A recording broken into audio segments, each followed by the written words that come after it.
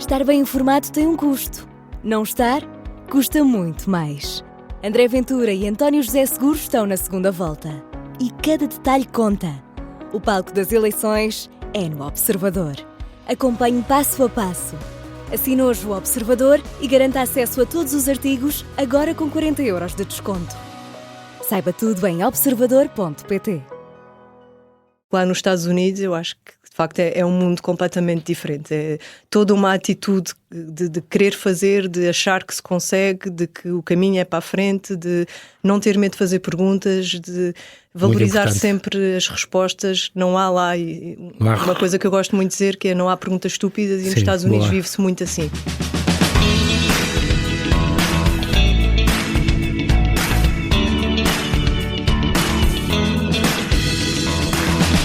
Hoje falamos do futuro da saúde, da inovação e da inteligência artificial em contexto hospitalar, do que aí vem e do que podemos esperar neste sistema tão complexo e crucial que é a saúde. Para isso convidei dois responsáveis nestas áreas, com percursos diferentes, mas muito ricos e variados, que através de cursos, países e experiências profissionais diferentes, chegaram a um patamar onde realmente a diferença acontece e o futuro começa. Francisca Leite é engenheira física, passou pelo MIT e pela Harvard Medical School, trabalhou em investigação durante 8 anos nos Estados Unidos, foi consultora 6 anos de McKinsey e é diretora executiva do Hospital da Luz Learning Health. Nas horas vagas é mãe, lê e faz yoga à séria. Nuno André da Silva é engenheiro biomédico e chefe de inovação e ciência de dados no Hospital da Luz Learning Health. Nas horas vagas é pai, corre e criou uma cerveja para atletas. Olá Francisca e olá Nuno, bem-ajam por terem aceitado este meu convite. Bem-vindos à Rádio Observador, os dois. É um grande prazer estar aqui a falar com vocês numa área que está na berra neste momento. E mais ainda com as inteligências artificiais e tudo. Eu vou começar por apresentar a Francisca Paes Leite, que nasceu em Évora. E tu em Mafra, não foi? Foi em Mafra, certo. Engraçado, como um salou e com muito orgulho, como eu gosto que tu digas isso. Nasceu em Évora pouco tempo depois do 25 de Abril e depois foi para Estremoz. Tens uma coisa muito engraçada na tua família, Francisca, que é o facto de todos serem muito bem dispostos e gostarem muito de rir. E o que é muito curioso, porque é uma família muito efusiva e muito bem disposta, mas há sempre um elemento ou outro, que há sempre uma proteína que não funciona. Não somos todos efusivos, mas sim, quando começamos a rir temos dificuldade em parar. Mas depois há sempre um elemento que é a exceção. E há sempre um elemento, antes era o meu pai, agora é um dos meus sobrinhos, que acha sempre que nós somos todos Eu como venho de uma família assim, exato, eu sei o que isso é. Muito bem, tu querias ser professora. Era uma ideia que tu tiveste em pequenina e conta-se até que tu até fazias os teus próprios testes e respondias e davas-te notas. Isto é possível? É possível. Com que anos? Sei lá, tinha 6, 7. Mas depois, não, a matemática e a física e não sei o quê, falaram mais alto. Depois comecei a querer ir para a medicina, porque os meus pais eram farmacêuticos, tinha um irmão farmacêutico, um irmão médico, e depois ali mesmo nas vésperas de me candidatar, decidi que afinal queria engenharia física e pronto, fui para Houve ali aquela indecisão, não foi? Houve ali. O teu irmão ficou desiludido, o teu irmão médico?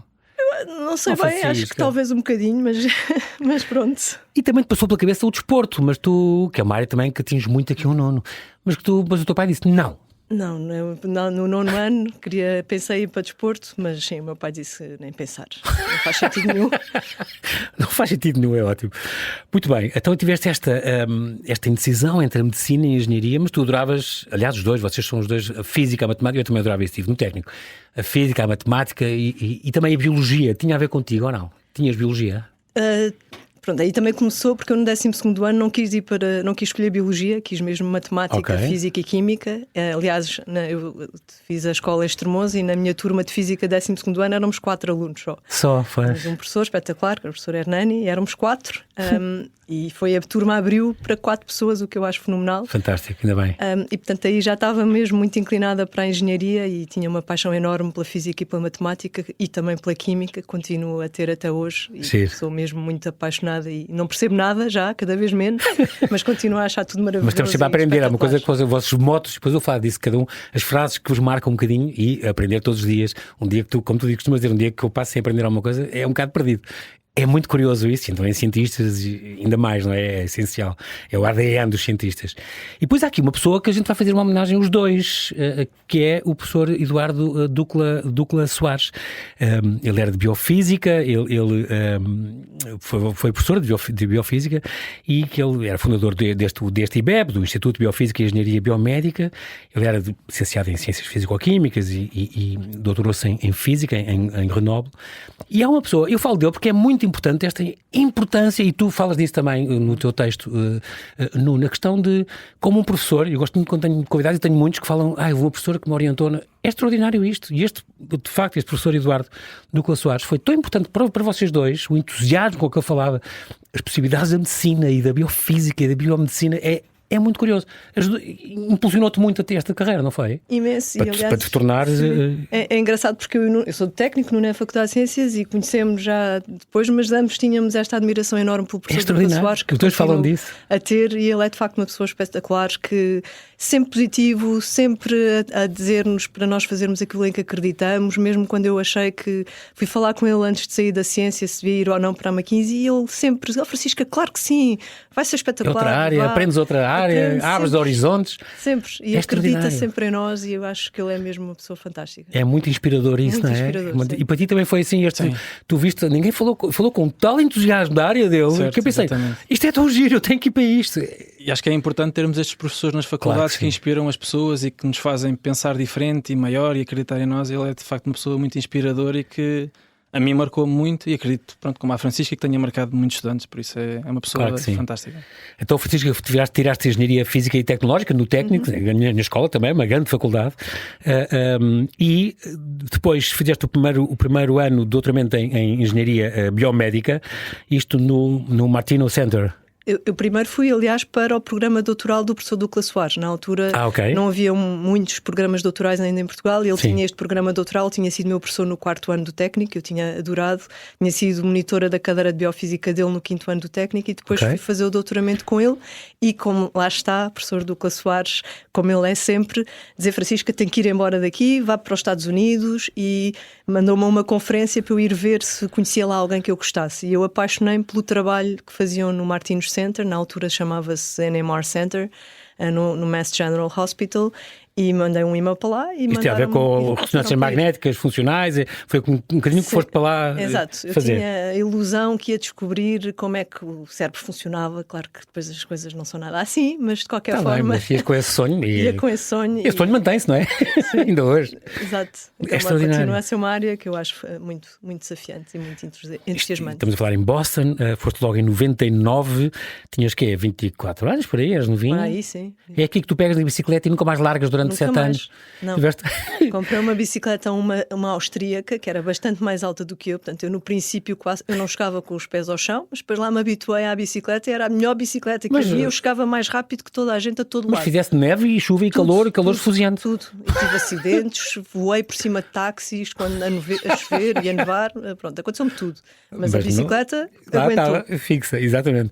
Portanto, investigadora no Centro de Imagiologia Biomédica neste Athinula a Martinos, em Boston, onde estavam, aliás, os inventores deste FMRI, não era? Era o Ken Kwong, que é um Bruce baixinho, o Bruce Rosen, Ken Kwong. É extraordinário. São pessoas incríveis. E depois, quando irtaste ao MIT e foste aceite, para a tua grande...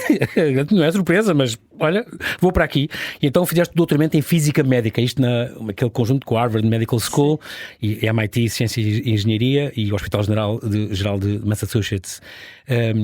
Tiveste que então nessa altura acrescentar muito mais cadeiras do que já tinhas. Sim. Eu fiz mais 2 anos de medicina, autenticamente. Fiz 2 anos de medicina e já tinha feito mais, sei lá, umas 20 cadeiras de adicionais no MIT. O meu orientador já me ameaçava que eu não podia fazer mais. Eu fui... Explodia de créditos. Além do que eu precisava, também fui aprender italiano, fui fazer francês. Exatamente. Sei lá, fiz tudo o que me apetecia e foi mesmo muito... Portanto, tu sabes anatomia ao fiz pormenor. anatomia 3 tardes por semana, Harvard Medical School, 4 pessoas com um cadáver, cortar durante muitas horas. Portanto, conheces todas as pessoas por dentro, profundamente. Conheço as pessoas por dentro, mesmo a parte menos agradável. Tiveste de fazer aqueles cortes das autópsias em fiz Y. O primeiro corte em Y, por acaso fui eu que fiz no meu grupo. A seguir tive que sair porque tirar uma sorte e perdeste tu? Já não sei como é que foi, mas calhou ser eu. Andar pela gordura à procura do nervo vago. Isso, pois, ainda por cima nós tivemos 2 cadáveres e o primeiro não estava bem conservado porque era mais gordinho e, portanto, aquilo foi assim um bocadinho difícil no princípio, depois trocámos para um mais magrinho, a coisa correu. E chegaste a tratar doentes, quer dizer, estavas lá, eras seguida com um interno? Sim, eu estava num hospital em Watertown, que é uma área perto de nos subúrbios de Boston, que tem imensos portugueses e, portanto, todos os portugueses no hospital era eu que ia servir de intérprete. Sim, tão bom. Passava muitas horas a falar com as pessoas lá. Aqui o yoga, quando estavas lá descobriste o yoga e começou chegaste depois a tirar instrutor e tudo. Mas isso já cá em Portugal, sim, lá, mas foi lá que descobri o yoga, sim. E tinhas estes hobbies do desenhar e pintar no museu no Fine Arts, mais uns giro. cursos que e mergulho, também fui mergulhar em Rock Pores com um frio desgraçado que tínhamos que pôr água quente dentro dos fatos e fiquei doente durante 2 semanas. Vi muitas lagostas, tive uma lagosta na mão nessa altura também, não há mais nada lá porque lá é tão frio, só há lagostas. Pronto. Mas... É engraçado que quis só falar um bocadinho também deste percurso do Nuno André da Silva, que tinhas este sonho da arqueologia, que é muito curioso. Porquê? Quando era curioso, era tentar perceber porque é que as coisas tinham Indiana acontecido. Jones e sim, era muito nessa lógica. Depois, na altura, a Câmara de Mafra tinha um programa onde nós podíamos participar em pequenas atividades de arqueologia, escavações, etc. Sim, quando faziam as escavações, e os estagiários o que iam fazer era limpar pedras. E nessa altura perdi um bocadinho o encanto do que é era ser arqueólogo, não ficou tão marcado. Tal como nos investigadores, e também foste muitos anos, é preciso esta paciência, este puzzle, que é preciso fazer, que se pode estar 1 milhão de dias a fazer uma experiência até encontrar aquele momento de eureka, que nem sempre é como a gente espera ou acontece. De onde é que veio este fascínio pela medicina, pela biologia? Eu sei que áreas de saúde é uma coisa que sempre gostaste. Gosto da área da saúde, acho que gosto de coisas que têm impacto nas outras pessoas. A saúde tem um impacto nas outras pessoas. Eu, na realidade, possivelmente, se não tivesse a aula que o professor Douglas Soares tinha tentado entrar em medicina uma segunda vez, mas depois durante o meu percurso, como tive a tua segunda escolha, não foi? Foi das primeiras escolhas, que eu não entrei a primeira não foi as primeiras escolhas. Entrei em Engenharia Biomédica e depois nessa aula em particular, que era a Introdução à Engenharia Biomédica e Biofísica, ele falou de tal forma apaixonada sobre os raios-x e sobre a possibilidade da física, e eu gostava de matemática e da física e da química, o impacto que isso podia ter na medicina, que naquela altura eu pensei, se calhar eu até consigo ser um bom engenheiro e ter um impacto positivo. Biomédico. E o que é que faz um engenheiro biomédico? Aliás, também passaste por esta engenharia biofísica, engenharia biomédica. Muito parecido uma coisa com a outra. Quase não se distingue, não é? Tu ouviste disseste isso. Sim. O que é que faz um engenheiro biomédico?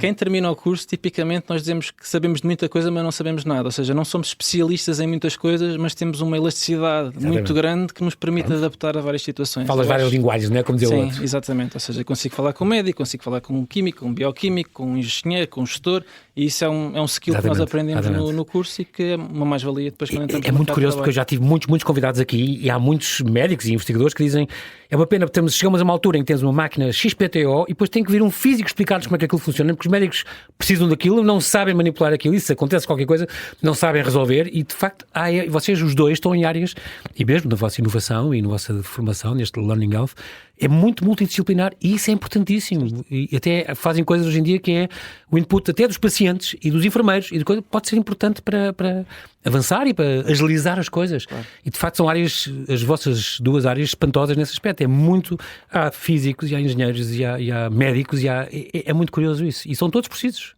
Acho que é fundamental. Tem visões diferentes. Exatamente, ou seja, sendo a saúde um sistema tão complexo, a única forma de conseguir transformar alguma coisa e ter algum impacto positivo é só com multidisciplinaridade. É impossível pensar que alguém sozinho vai conseguir fazer.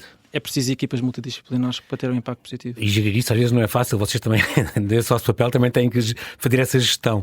Concorreste depois a bolsas de doutoramento, e há uma coisa que tu dizes, Nuno, que eu gosto muito, que para mim é a tua frase: procurem um sítio bom para trabalhar e com pessoas boas. Certo. Melhores que vocês, eu direito a dizer isso uma vez, melhores que mim, se for possível, porque assim é que se aprende e assim é que se evolui. Mas a procura de um sítio especial que tem bons equipamentos, posso avançar mais e tem uma mais-valia, posso acrescentar valor, Isso é extraordinário. E tiveste essa sorte. Daí a Alemanha, Aachen Certo, ou seja, na altura eu queria fazer uma coisa que não se fizesse cá em Portugal, ou seja, eu fui daquela geração, da geração Arrasca, que na altura saiu de cá, e procurei fazer uma coisa que não se fazia cá, num sítio com pessoas muito boas, e então, através também do professor Ducla e do professor Pedro Almeida, que na altura me orientou a tese de mestrado, ele tinha uns contactos na Alemanha, num centro perto de Aachen, em Jülich, que era um centro de referência da Siemens, e isso permitiu-me depois ter acesso a equipamentos, ter acesso a infraestruturas, ter acesso a pessoas muito boas com quem eu tive a oportunidade. Aliás, tinham máquinas que só havia 2 ou 3 no mundo. Exatamente. Eles tinham dessas, não é? Exatamente, eles tinham uma ressonância magnética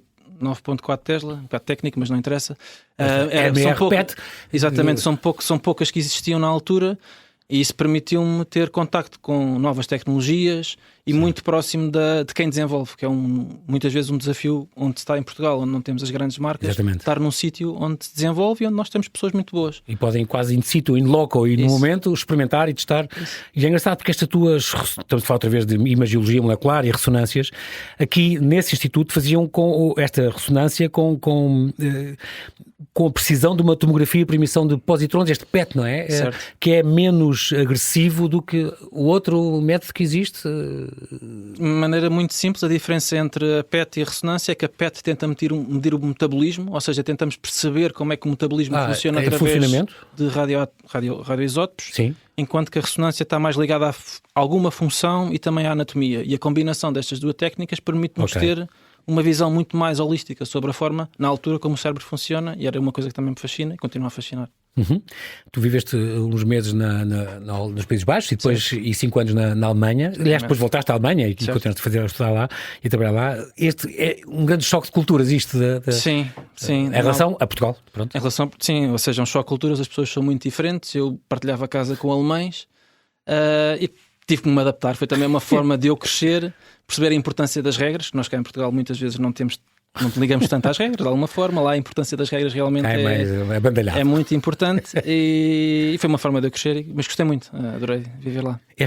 E tu nos Estados Unidos também tiveste uma série de anos, 8 anos e tal, muito diferente esta vida. Primeiro, lucravas muito, Francisco, com a quantidade de países a estudar a mesma coisa, a trabalhar nas mesmas áreas, e isso deve ser muito rico e muito bom, e partilhar a vida com essas pessoas, jantar com eles e ouvi-los, as histórias deles. Mas depois também, de facto, regras um bocadinho diferentes, não se cá tão estritas como na Alemanha. Regras muito diferentes, e em particular nos Estados Unidos, eu acho que de facto é um mundo completamente diferente. É toda uma atitude de querer fazer, de achar que se consegue, de que o caminho é para a frente, de não ter medo de fazer perguntas, de valorizar sempre as respostas. Não há lá, uma coisa que eu gosto muito de dizer, que é não há perguntas estúpidas, e nos Estados Unidos vive-se muito assim. Não há perguntas estúpidas. Se não estamos a perceber qualquer coisa, se calhar é porque há algo mais a compreender. Não é nada como se calhar em Portugal, que estamos a perguntar porque não percebemos bem. É sempre visto pela negativa, lá é sempre visto pela positiva.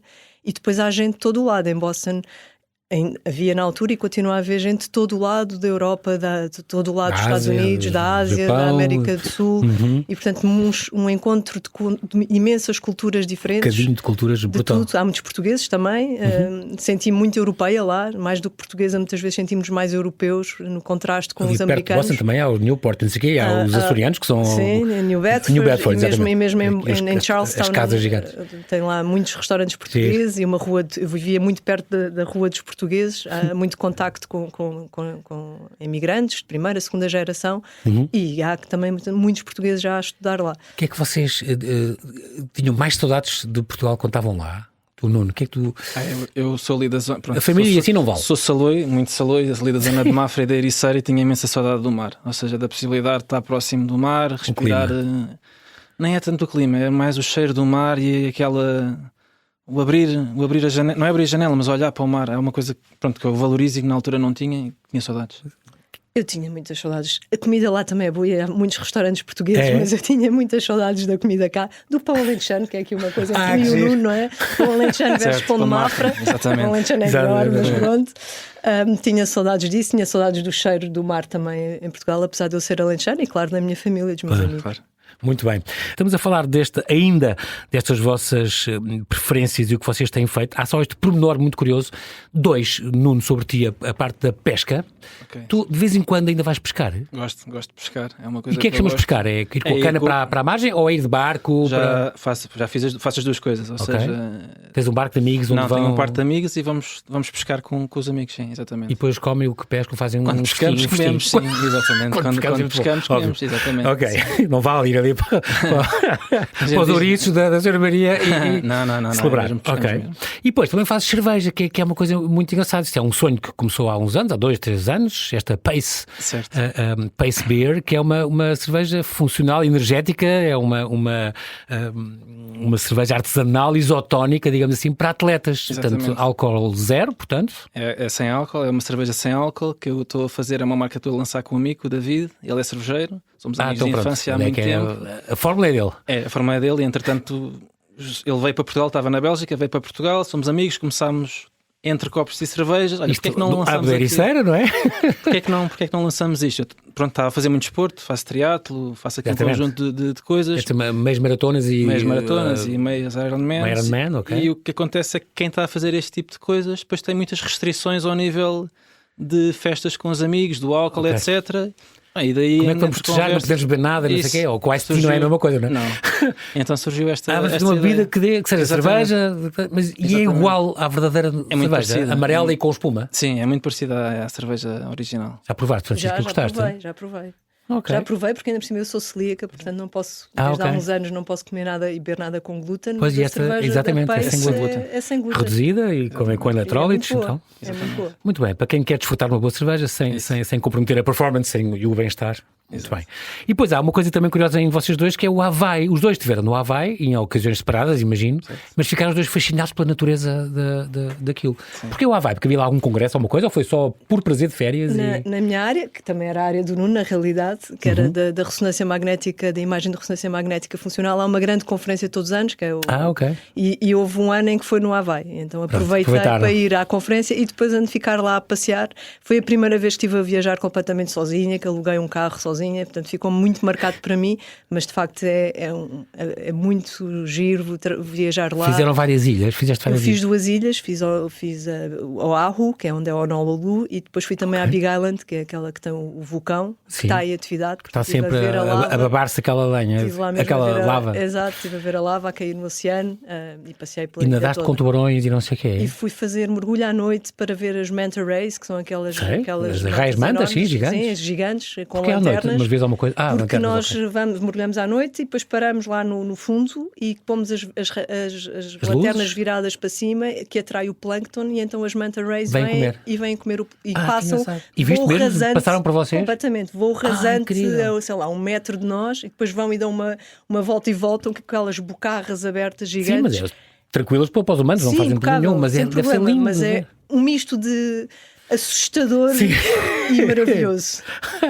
Também, e este mochilão, fizeste um mochilão pela América do Sul? Foste tu? Fiz um mochilão pelo Bolívia e Peru, exatamente. Salar de Uyuni. Exatamente. Ou seja, antes, quando saí da Alemanha e voltei para Portugal, estive ali com um amigo, também decidimos, vamos aqui fazer um mês no mochilão e fizemos esse percurso. Cusco, Peru, Chile, Peru, Bolívia e depois Machu Picchu, não sei o que é o costume, sim. A Rota dos Incas. Exatamente. Muito bem. E há outra coisa muito bonita que fez também a Francisca, que foi estes parques naturais, que é uma coisa extraordinária nos Estados Unidos. Que eu adorei que telefonaste para o teu pai. Quando saí de Yellowstone, que para quem não conhece, vá, porque é o sítio mais bonito que eu tive em toda a minha vida. Eu saí de lá e estava de tal forma emocionada com o que tinha visto, em particular uma piscina de água muito quente, que é a Diamond Pool, que tem umas cores maravilhosas, amarelo líquido, amarelos vermelhos, que telefonei ao meu pai a dizer: pai, olha, só para dizer que se eu morrer agora já morro feliz, porque estive no sítio mais bonito que existe no mundo. É extraordinário, mas de facto os parques naturais têm esse condão, é uma coisa única. E depois também esta viagem que fizeste para o Japão também, onde também dormiste num conferência, nos tatamis, exatamente, a maravilha das conferências em que também mais uma vez aproveitei uma semana na conferência e uma semana para passear. E nesse caso fui dormir a um mosteiro japonês, em que tínhamos que acordar às 4 da manhã para ir rezar. uma horinha. Shinto, exatamente. Já estou a experimentar isto. Muito bem. Falámos destes extras das vossas viagens, que eu gostei muito. E agora estamos a falar nesta de formação, investigação e inovação em saúde, Learning Health. Portanto, tu, Francisca, desde há 12 anos, 13, vai fazer, és diretora disto de formação de investigação e inovação, Luz Saúde. O Nuno, desde há 2 anos. Tu juntaste um bocadinho depois, não foi, Nuno? Estou há 7 anos. Tu estás desde 2017, se não me engano. Em 2017. Já estou há mais tempo. Vai fazer quase 9 anos. Passa a correr. E chefe de inovação também, da tua área, e dos dados, também ciência de dados, que é também a tua... Isto tem a ver com a ética e com a proteção dos dados e com que dados é que nós damos sobre os pacientes para ficarem anónimos e a inteligência artificial poder usar. Tem a ver com estas coisas? Mais recentemente estou com essa área, tens uma oportunidade que tive para Big Data, para gerir o desenvolvimento desse tipo de tecnologias, e a forma como nós olhamos para esta ferramenta, que é a IA, é de que forma é que nós podemos usá-la como ferramenta de reengenharia de processos, sempre com princípios éticos e responsáveis, mas como é que nós podemos olhar para um hospital, pensar como é que nós fazemos os processos à data de hoje e como é que nós, com esta ferramenta muito boa, conseguimos alterar a forma como o processo é feito, ganhando ganhos em eficiência, tempo para as pessoas, etc. E usando sempre os dados de uma maneira ética e correta. Esta formação também é importante porque vocês, a Luz Saúde, faz formação para dentro e para fora também, não é? Nós fazemos, sim, formação para dentro e para fora, e juntamos nesta área que é o Learning Health, que nós os dois estamos, a área da formação, da investigação, inovação, ciência de dados, porque fazemos o ciclo todo do conhecimento. Portanto, nós temos há uma ideia, investigamos, criamos uma nova solução em que podemos fazer reengenharia de processos, como eu estava a dizer, com a inteligência artificial e com a inovação. Também temos um testbed onde acolhemos startups, pequenas e médias empresas, PNEs que vão experimentar as coisas, produtos e serviços que querem desenvolver e testar e que podem também ser interessantes para nós. Antes de passar para um hospital à série, com pacientes à série, não é? Claro. E depois vamos formar as pessoas nestas novas tecnologias. As vossas áreas não encontram imensa resistência dos céticos, que dizem, parem lá foquem-se mas nos doentes e nas doenças, e parem lá com estes brinquedos novos e brilhantes de brincar com essas coisas. Não encontram resistências, mesmo dentro de casa, às vezes? Cada vez menos. Eu acho que encontramos alguma, mas a nossa CEO diz que era uma pica-miolos quando era mais jovem, e eu acho que o nosso papel é um bocadinho ser pica-miolos e fazer... Tão bom. Acho que isso é inspirar-nos com os melhores e tentar inspirar outros também. Exato. Para, mais uma vez, estarem sempre a desafiar-se aos próprios e aos outros. Vocês criaram este Hospital da Luz, que é o único português nesta lista dos 50 hospitais de referência da Europa. Criou esta testbed, esta Intelligent Health Platform, com estes 3 pilares, não é? Tem estes 3 labs, digamos assim, este In Silico Lab, portanto, um data lake, isto que é o quê? É um mundo de centro de dados onde as tais startups, isso que podem claro que têm de cumprir tudo o que é regulatório, certo, e obrigatório, regulado, mas startups, PMEs, podem desenvolver aí testes, testar algoritmos, exato, e devices, o que for. Ou seja, uma grande dificuldade que uma startup tem, mesmo um investigador, quando está a desenvolver o seu projeto, é ter acesso a dados de qualidade, e nós neste sítio conseguimos, através de processos, trazer para aqui a informação, e pode ser trabalhada de forma segura. Sim. E isto tem valor para quem está a desenvolver. Exatamente, anónimos. E depois tem este hospital simulado, este Simulation Lab, que recria ambientes hospitalares para testes seguros, para soluções e para dispositivos médicos. E tem este hospital real, este Living Lab, no fundo, onde se realizam estudos clínicos e produzem estas evidências científicas. É curioso, porque ao mesmo tempo vocês lidam aqui com 2 realidades muito diferentes. Um grande grupo, que é um grande grupo de saúde, e um grande grupo... aliás, tu, Francisco, foste tu que entraste, ainda era Espírito Santo de Saúde. Ainda era Espírito Santo de Saúde. Depois da Mackenzie, ou quando saíste. Exatamente, entrei ainda era a SS depois a seguir passámos pelo Isabel Vaz, a querida Isabel Vaz, e competente Isabel Vaz, convidou. Maravilhosa Isabel Vaz. Sim, que depois chamou quando começou a Luz Saúde e convidou-te logo para esta área. Exatamente. Depois tinhas passado por estas áreas todas de engenharia importantíssima, e portanto... E que depois apoiou a criação. E também a Mackenzie foi importante como consultora, não é? Super importante, aprendi imenso. Esta passagem que tiveste lá por 6 anos.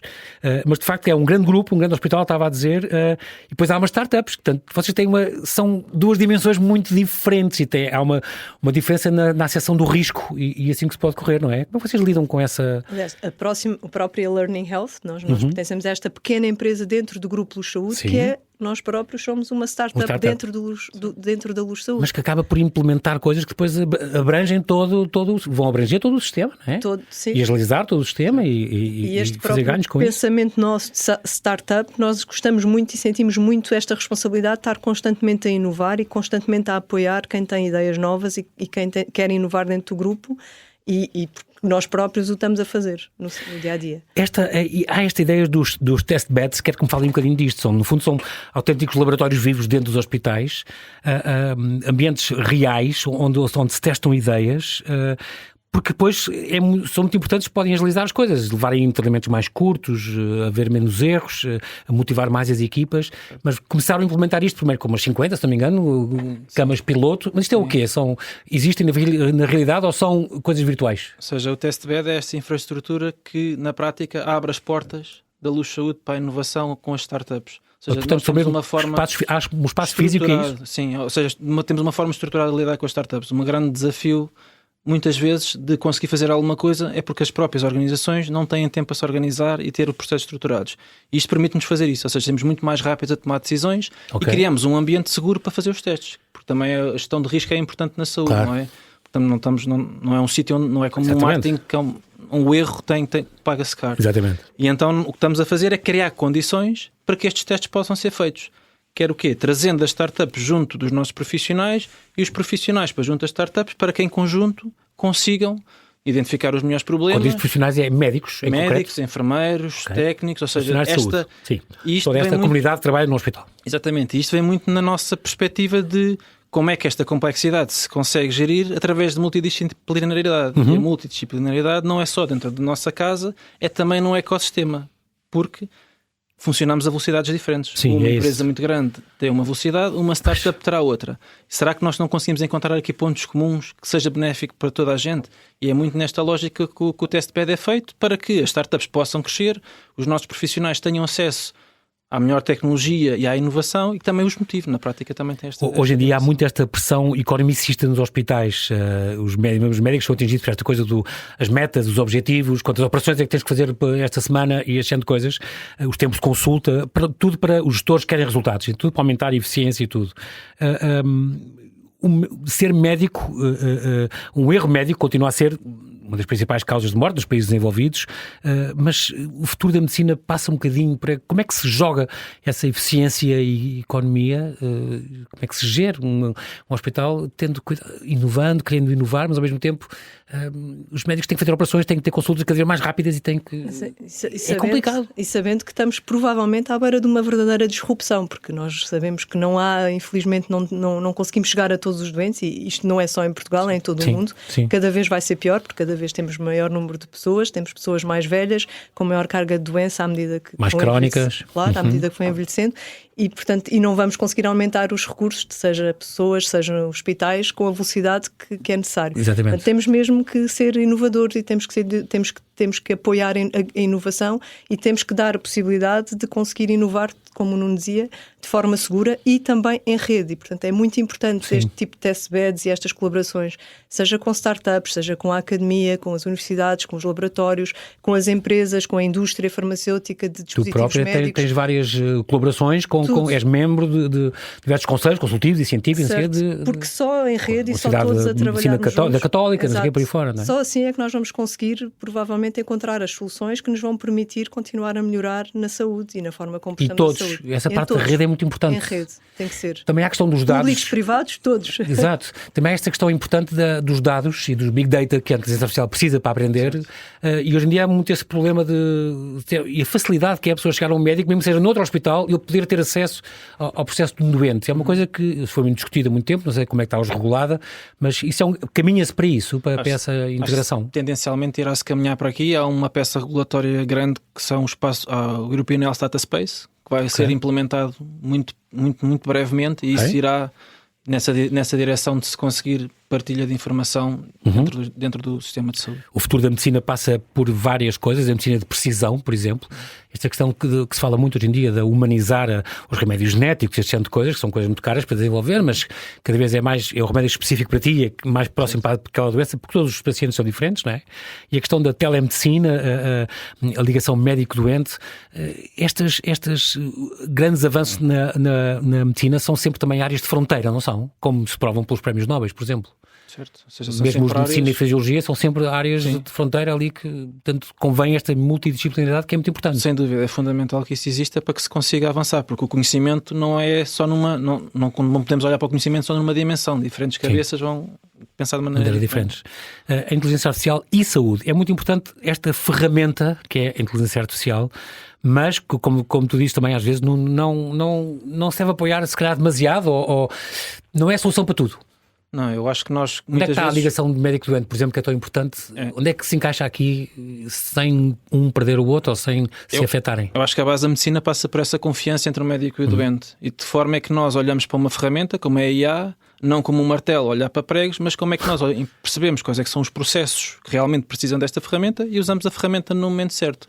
E isso é um trabalho da multidisciplinaridade, para não estar a repetir, mas é verdade que é necessária a multidisciplinariedade, porque cada data de hoje, há uma hype muito grande à volta disto, toda a gente fala disto, e há uma dificuldade grande em perceber que isto só tem valor se transformar a forma como as organizações funcionam. Isto é possível através da reengenharia de processos. E, de facto, a inteligência artificial acelera a investigação. Esta questão, por exemplo, dos diagnósticos, certo. Ninguém lê uma radiografia ou um TAC como que acerta em 99% das coisas e os médicos falham de 15% ou 20%. É muito vulgar isto. Portanto, aí nessa parte do diagnóstico é super importante a inteligência artificial. E de que forma é que nós conseguimos aumentar os nossos médicos? A Francisca estava a referir muito bem que muitas vezes não chegamos aos doentes todos, de forma é que nós conseguimos chegar a mais doentes e mais rápido e melhor, não é? E mais frequentemente, porque nós também sabemos que a frequência da monitorização, a recolha de dados dos doentes para conseguirmos decidir mais frequentemente aquilo se é necessário ou não intervir, tem outcomes muito positivos para os doentes, mas muitas vezes nós não o conseguimos fazer. Parte também do acompanhamento e não sei o quê. Com telemedicina vamos conseguir, com já há ferramentas, há muitas sem inteligência artificial. Cada vez há mais isso, e tratamento em casa e não sei o quê, são coisas para não ocupar os espaços. Ou mesmo só de conseguir ir recolhendo dados que os doentes vão colocando numa app, mas esses dados são preciosos para conseguirmos decidir no dia-a-dia se é necessário ou não uma intervenção. E nós sabemos, e já existe evidência que mostra que de facto os doentes ficam menos doentes ou são melhor acompanhados, ou se nós conseguirmos ir fazendo este seguimento com maior frequência. Portanto, isso é absolutamente crucial, não apenas o acesso, mas também a frequência de monitorização dos doentes. O que é que são os scribers?